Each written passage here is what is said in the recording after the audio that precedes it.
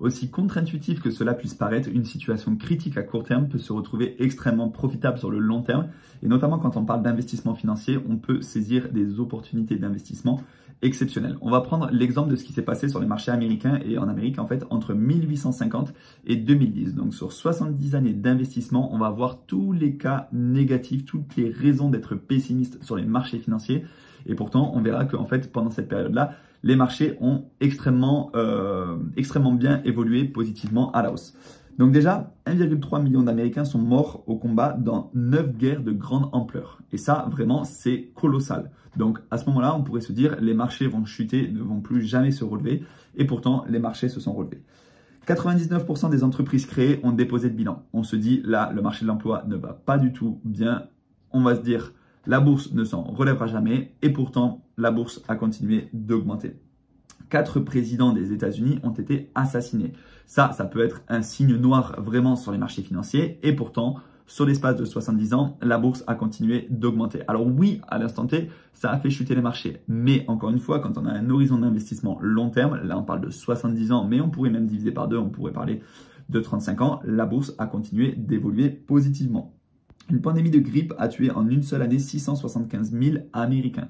Ensuite, 30 catastrophes naturelles différentes ont été recensées, tuant à chaque fois près de 400 personnes. Alors là, pareil, on pourrait se dire c'est catastrophique pour l'économie d'un pays. Alors bien que les conditions humaines soient, le bilan humain soit déplorable et c'est extrêmement triste, ça se ressent aussi notamment sur l'économie, mais pourtant les marchés financiers ont continué d'augmenter.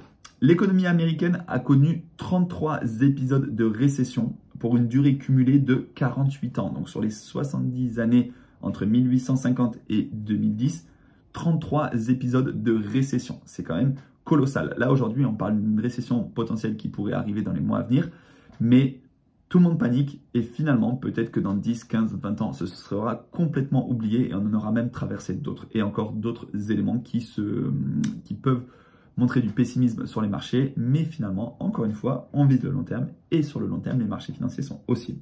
Le nombre de consommateurs qui ont su prédire l'une ou l'autre de ces récessions, le nombre de commentateurs qui ont su prédire l'une ou l'autre de ces récessions avoisine les 0. C'est très très rare que l'on puisse prédire une récession.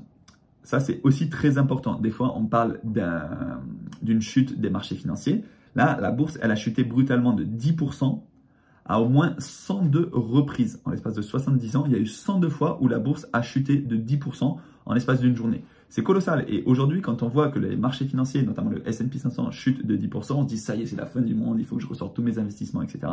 Eh bien non, les marchés financiers ont continué d'évoluer positivement.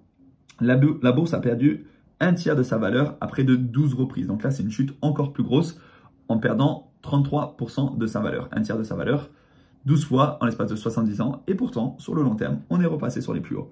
Et enfin, le taux d'inflation a dépassé 7% pendant 20 années distinctes. Donc sur les 70 ans, il y a 20 années où l'inflation était extrêmement élevée. Et pourtant, les marchés financiers s'en sont relevés. Et donc, les mots pessimisme économique sont apparus au moins 29 000 fois dans les articles de journaux, si l'on en croit Google. Donc ça, c'est simplement pour vous montrer qu'en fait, au cours de ces 70 années, notre niveau de vie a été multiplié par 20 alors qu'il y a eu énormément de signaux négatifs. Tout ça, je ne l'ai pas inventé, je le tire de La psychologie de l'argent, qui est un livre hyper intéressant quand on souhaite investir en bourse et sur les marchés financiers. Ça permet vraiment de comprendre un petit peu comment on réagit vis-à-vis de nos finances personnelles. Et ça, vraiment, c'est un indicateur qui montre qu'on se dit souvent, c'est pas la bonne année, c'est pas le bon marché. Là, on a des conflits au Moyen-Orient. Là, on a une élection américaine, on n'est pas sûr de l'issue. On a potentiellement une récession, on a beaucoup d'inflation, on sort d'une pandémie, etc. Il y a beaucoup de choses qui se passent. On se dit, c'est pas la bonne année. L'année dernière, c'était pas la bonne année non plus. L'année prochaine, bon, on verra, etc.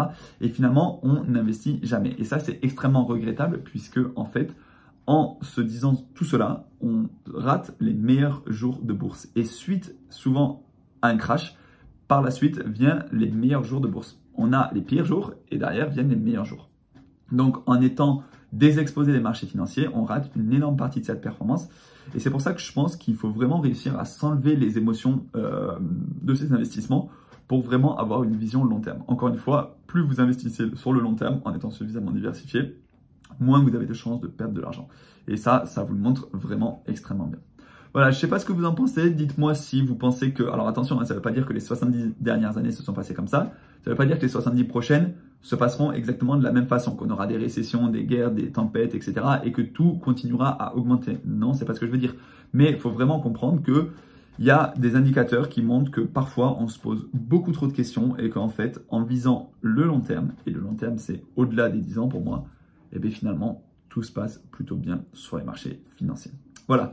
Dites-moi si vous avez des questions, des suggestions de vidéos, rejoignez-moi sur les différents réseaux sociaux. N'hésitez pas surtout à lire ce livre, vraiment c'est une mine d'or en termes de gestion de ses émotions par rapport à ses investissements. Et moi je vous dis à très bientôt et ciao!